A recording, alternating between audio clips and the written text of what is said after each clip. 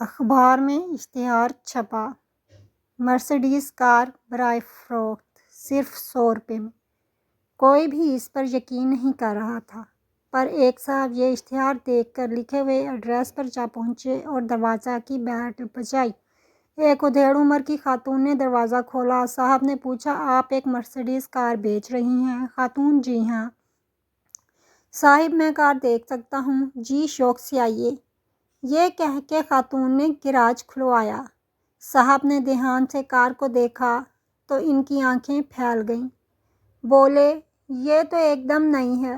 جواب ملا، ایک دم تو نئی نہیں ہے، 18,000 کلومیٹر چل چکی ہے۔ صاحب: لیکن اخبار میں تو اس کی قیمت صرف 100 روپے چھپی ہے۔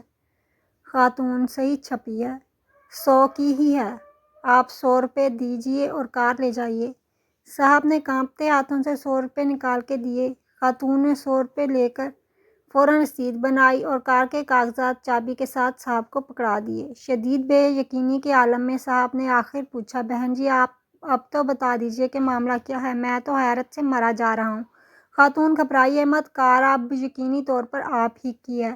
میں تو بس اپنے مرحوم شوہر کی آخری خواہش پوری کر رہی ہوں۔ وہ اپنی وصیت میں لکھ کے گئے تھے کہ ان کے مرنے کے بعد یہ مرسڈیز گاڑی بیچ دی جائے اور ملی ہوئی ساری رقم ان کی دوسری بیوی کو دے دی جائے۔